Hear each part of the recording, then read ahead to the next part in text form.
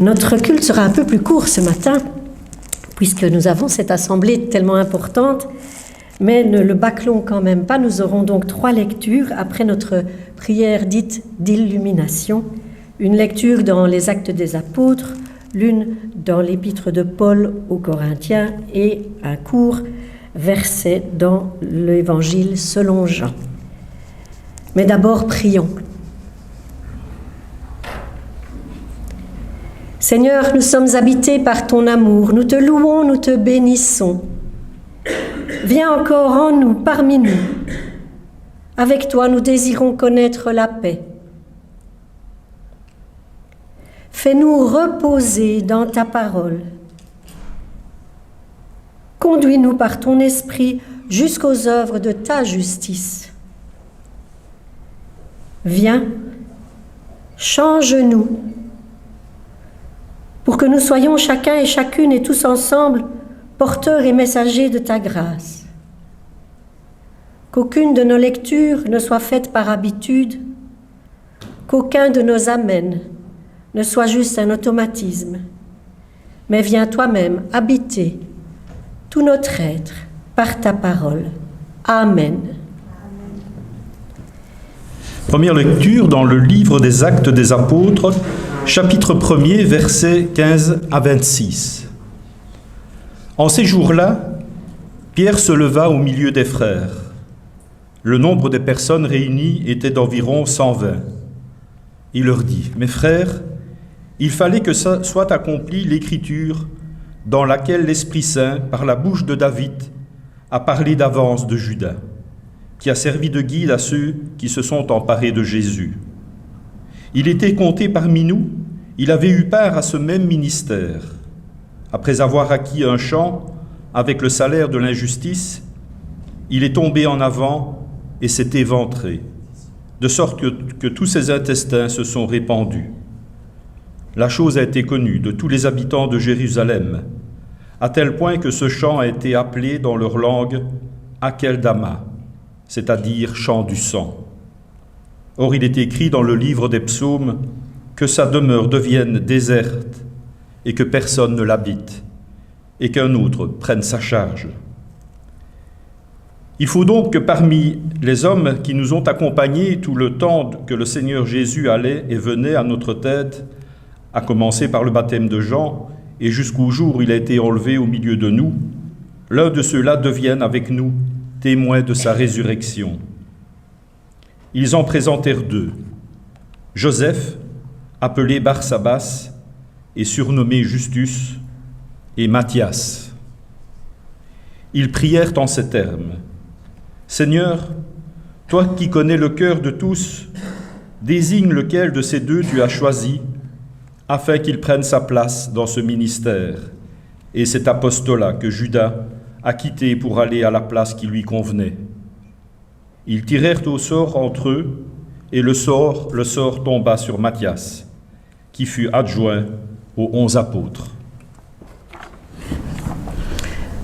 Deuxième lecture. Épître de Paul aux gens de Corinthe, chapitre 12, versets 4 à 14. Or, il y a la diversité des dons de la grâce, c'est le même esprit. Diversité de services, c'est le même Seigneur. Diversité d'opérations, mais c'est le même Dieu qui opère tout en tous. Or, à chacun, la manifestation de l'Esprit est donnée par l'utilité commune.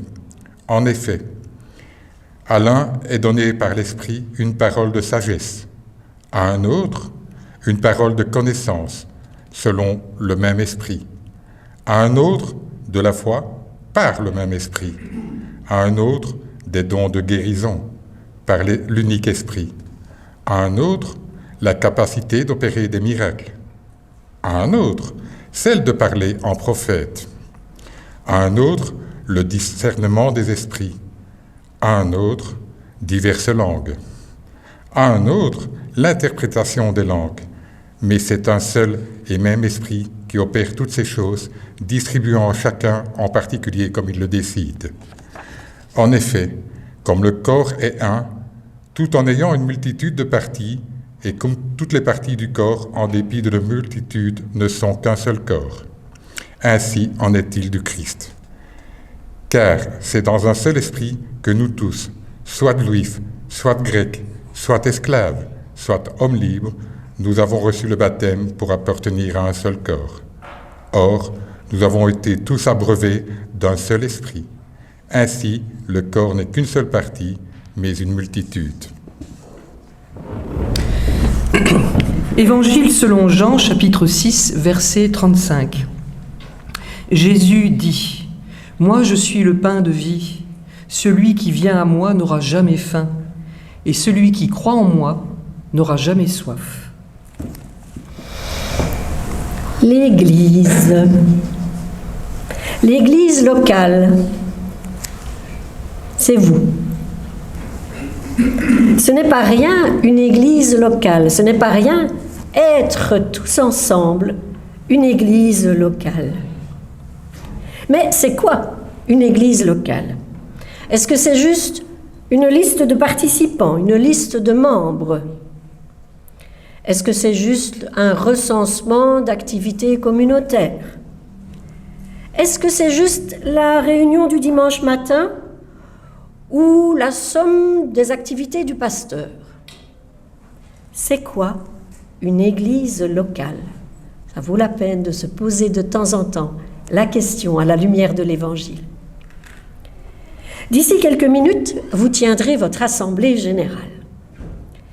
Je dis bien vous tiendrez, car sans votre présence, l'assemblée ne peut pas se tenir. Une assemblée ne se tient pas toute seule. De la même façon, l'église locale n'existe pas sans votre présence, sans votre foi, sans votre espérance. Plusieurs points seront abordés durant l'assemblée, des choses très administratives parfois, mais pas seulement. Il va y avoir des élections. Et nous avons entendu ce passage du premier chapitre du livre des Actes des Apôtres, où il nous est dit qu'un disciple de la première heure doit remplacer Judas.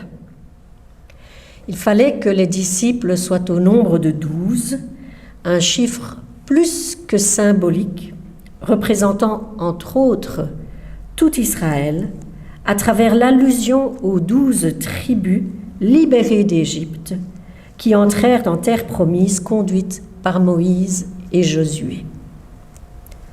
Il y a donc des élections. Alors, c'est rigolo parce que le texte nous dit que ce doit être des témoins qui ont bien connu Jésus, des témoins de la première heure, et les deux noms cités, nous, on ne les connaît pas vraiment. Joseph, appelé Barsabas, surnommé le Juste. Est-ce qu'on a ce nom-là quand on réfléchit aux 12 disciples? Joseph. Matthias. Est-ce qu'on a ce nom-là quand on réfléchit aux 12 disciples? Le texte nous dit que ces deux candidats-là sont présentés. Pourquoi deux? Eh bien, peut-être parce que dans certains cas, il est bon qu'il y ait plusieurs candidats, sans que cela ne doive nécessairement briser l'union fraternelle des électeurs. Dans certains cas, il y a plusieurs candidats, car dans certains cas, quand il n'y a qu'un seul candidat, pourquoi faire des élections? Je dis quand même dans un certain cas, car parfois l'Esprit souffle où il veut, et pour certains ministères, un seul candidat suffit.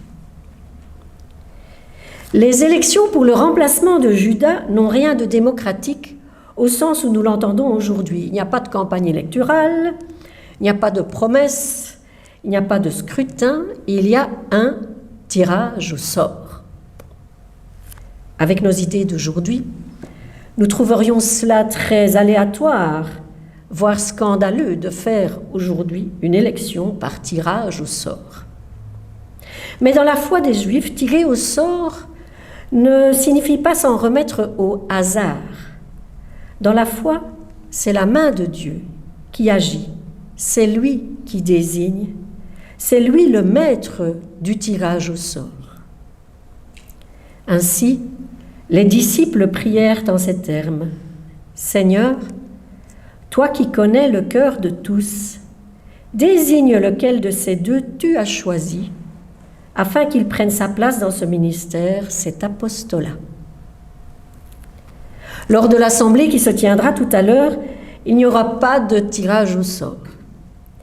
Dieu s'est manifesté autrement en suscitant des vocations qui ont été accueillies, reconnues. Alors, les votes de ce matin, vos voix, ce ne sera pas qu'une question de choix. Préparée de longue date par le consistoire, examinée avec la foi en présence de l'Esprit Saint, les candidatures et les votes de ce matin seront aussi et surtout manifestations de confiance, de joie, d'espérance, de regard tourné vers l'avenir, tant pour chacun et chacune à titre individuel que pour l'ensemble de la communauté fraternelle que vous formez en Jésus-Christ. Car il s'agit bien de cela. L'Église locale est le premier témoignage de la présence agissante de Dieu. Témoignage attaché à celui de Jésus-Christ, Seigneur et Sauveur. L'Église locale est le premier témoignage de la présence agissante de Dieu. Il en faut de la foi, de l'espérance, de l'amour pour être Église locale, pour être membre de l'Église du Christ. Dans cette Église locale, à chacun la manifestation de l'Esprit est donnée pour l'utilité commune. Chacun selon sa part, chacun selon sa force, chacun selon ses talents. Et c'est très important. Il y a de nombreux ministères dans l'Église du Christ. Il y a de nombreux ministères dans l'Église locale. Prenez soin les uns des autres. Prenez soin de chaque personne qui s'engage d'une façon ou d'une autre pour l'utilité commune. Prenez soin de celui ou celle qui prépare le café. Prenez soin de celui ou celle qui se préoccupe de tous les aspects techniques de la célébration du culte. Ayez de la considération pour ceux qui se donnent de la peine parmi vous, comme celles et ceux qui nettoient et rangent la cuisine, par exemple, après chaque moment de convivialité. Prenez soin de ceux et celles qui s'engagent au sein du consistoire, au sein de l'organe d'administration. Dans quelques minutes, vous allez, je l'espère de tout mon cœur, confirmer Yann Gabel, déjà votre pasteur de cœur, dans son ministère et sa charge au sein de votre communauté. Je prends un peu d'avance, je me permets même. Vous allez, je l'espère, en prenant cette responsabilité, l'accueillir comme votre pasteur, non pas parce qu'il n'y a pas d'autres candidats, mais bien parce que vous le connaissez et que vous lui faites confiance.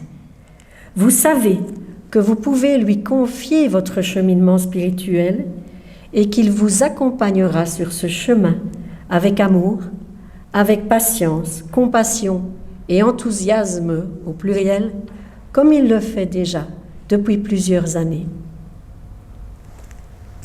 Prenez soin de votre pasteur. Je profite qu'il n'est pas là. J'anticipe un peu, évidemment, puisque je vous le répéterai encore lorsqu'il sera très probablement officiellement installé dans sa charge au sein de votre communauté. Prenez soin de votre pasteur. Le pasteur ne peut rien tout seul. Le pasteur ne peut rien sans vous.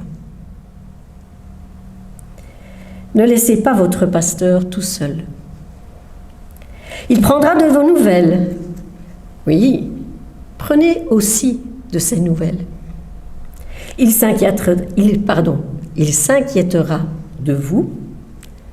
Inquiétez-vous aussi de lui, de sa santé, de sa foi, de sa joie parmi vous, de sa joie dans tous ses engagements, au niveau de l'Église locale, mais aussi au-delà de l'Église nationale, voire internationale. Le pasteur n'est pas parfait. C'est en cela aussi qu'il sera parmi vous témoin de la grâce inconditionnelle de Dieu. Le pasteur n'est pas un punching ball, rémunéré pour recevoir tous les coups, toutes les râleries, toutes les insatisfactions.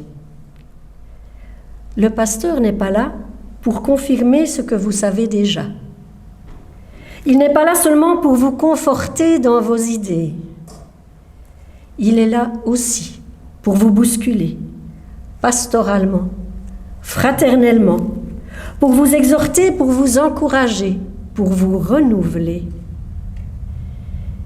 Il est là pour vous renouveler avec lui, à l'écoute de la parole de Dieu. Oui, le pasteur est un berger, c'est comme cela qu'il sera installé parmi vous, un berger attentif à chacun et chacune. Et c'est dans la confiance mutuelle et dans l'amour que s'échangeront les joies et les peines, les difficultés et les enthousiasmes, que vous pourrez alors cheminer tous ensemble avec ce nouveau pasteur. Prions donc comme les premiers disciples.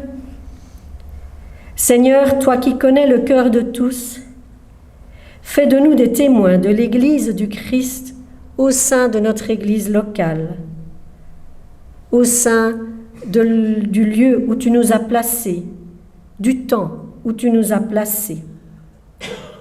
Désigne par nos votes ceux que tu as choisis, afin qu'ils prennent leur place dans ces ministères au sein de la communauté, qu'ils prennent leur place dans cet apostolat. Que tout soit fait selon ta volonté, Seigneur. Amen.